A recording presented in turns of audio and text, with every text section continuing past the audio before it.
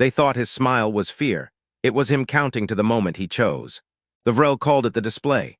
Every captured species did it eventually, teeth bared, lips pulled back, breath gone shallow and quick. Fear, plain and universal, the same in every xenobiology text the Vrel had ever compiled. So when the human on the containment slab started smiling, first handler Osk felt something close to satisfaction. "Look at it," Osk said to the junior handler beside him, gesturing with a lower arm at the observation glass. "Textbook. The display always comes before the breaking." The human designation Miller, T. Specimen 4 sat cross-legged on the cold floor of the cell, hands resting loosely on his knees. His mouth was curved. His eyes were half-lidded, calm, fixed on some middle distance past the glass. Occasionally his lips moved, silent, rhythmic. "It's vocalizing," the junior said. "Subaudible, should we pull audio?" Fear mumbling, "They all do it near the end." Osk waved a dismissive hand. "Log it as compliance behavior. This one will be easy." They did not pull audio. If they had, they would have heard this. 112, 113. Miller had been counting since the moment the restraints clicked shut, 4 days ago by his internal clock, which he trusted more than anything the Vrel showed him on their walls of shifting light. Vrel time didn't run the same as human time. Their day cycle was long and lazy, their clocks measured in units that meant nothing to him. So he'd built his own clock out of what he had. Heartbeat, breath, the ache in his shoulders when he shifted position. It wasn't precise. It didn't need to be. It only needed to be asterisk his asterisk. He counted the footsteps of the guard rotation, 3 sets of them, each with a different gait. The first guard dragged his rear legs slightly. The second walked in a clipped double time like he was always late for something. The third was slow and even unbothered, the kind of soldier who'd stopped expecting anything interesting to happen on this shift years ago. Miller learned to tell them apart with his eyes closed. He counted the seconds between the hum of the door mechanism and the pressure change in the room. 2 6 seconds, consistent. A decompression buffer they hadn't bothered to disguise, because why would they? Nothing on this side of the glass had ever needed to know it. He counted the gap in the ceiling grate where the light fixture had been swapped twice in 4 days, meaning maintenance access existed above the cell block and was used on a cycle tight enough to matter. He counted the handler's breathing pattern, the pauses before he spoke, the little tell in his lower left arm that twitched when he was pleased with himself, which was often, because Osk was the kind of man, or whatever the Vrel word for that was, who liked being right more than he liked being careful. 4 days of counting. 4 days of that same slow, easy smile, because Miller had learned a long time ago, in worse rooms than this, with worse people than these, that panic spends the one resource you can't get back: time to think. Fear made you loud on the inside. It filled up all the space where planning should live, so he didn't let it in. He gave it nowhere to sit. So he smiled, and the Vrel WRTE fear in their reports, and Miller kept counting because he wasn't smiling at them. He was smiling at 740, the number he'd landed on for the exact moment the third guard shift overlapped with the maintenance cycle, and the decompression buffer, and the twitch in Osk's arm that meant the handler would lean in close, certain, careless, because fear-mumbling animals don't fight back. At 690, Osk unlocked the cell to log new vitals, humming to himself, already composing the line in his report. Specimen fully pacified, displays consistent fear responses, recommend transfer to processing. He didn't bring backup, why would he? The junior handler stayed at the glass, tablet in hand, recording the session for the file, one more entry in a stack of entries that all said the same thing about every species the Vrel had ever boxed and shipped. At 702, Osk leaned in, the way he always did, close enough that Miller could count his breath. 4 seconds in, 4 seconds out, steady, unafraid, because why would he be?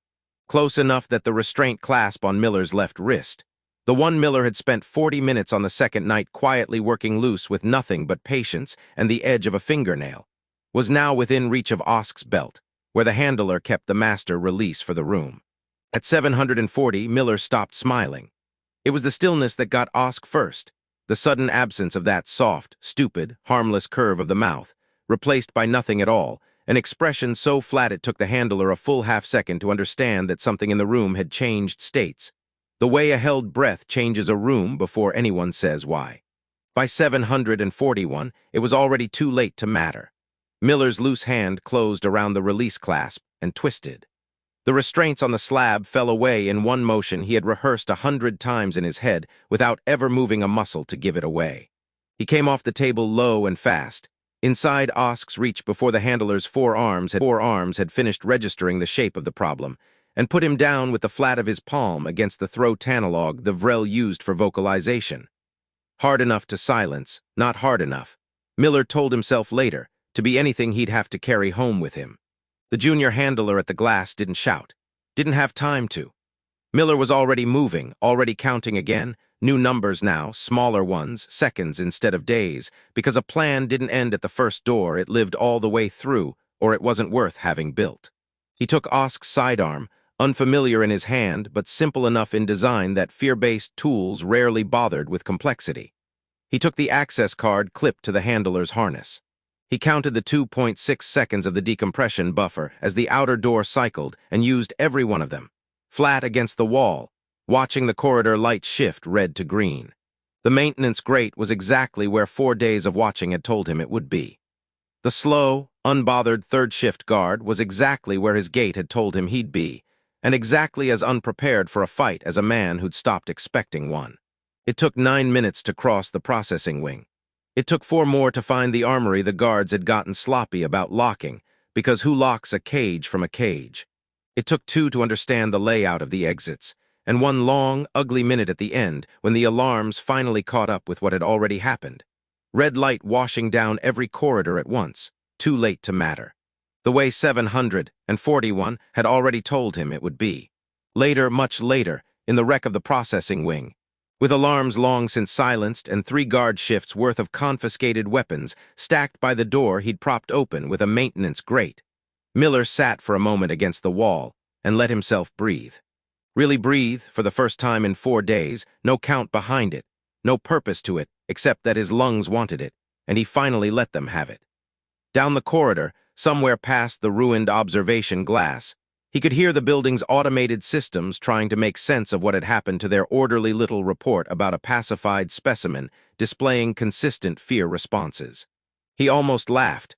They'd have to rewrite that one. Someone would ask him, even Yulee, his own people, the ones who'd come looking once the distress beacon he'd rigged from the guards' comm unit finally punched through, how he'd known. How he'd sat there for 4 days smiling at his own captivity like it was nothing, like the room couldn't touch him. He'd tell them the truth. It wasn't nothing. It was everything. It was every second of every day, added up and spent on purpose instead of wasted on being afraid. Fear was easy. Fear was free.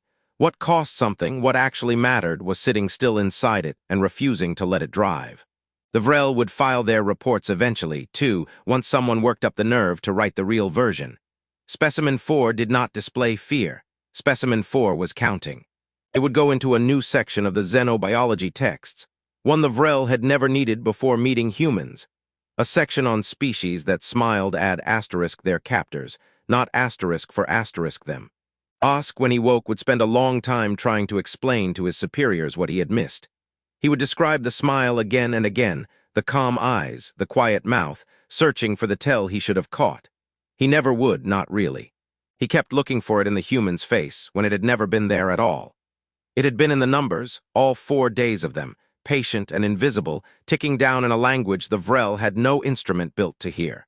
Other species, when the Vrel came for them, screamed or fought or begged, and all of it told the Vrel exactly what they expected to find. Only the humans, it turned out, went quiet and smiled, and that, more than anything else in all their long history of taking things from others, was what the Vrel should have been afraid of. They'd thought the smile was fear. It was just a man counting down to the only moment that mattered, the one he got to choose.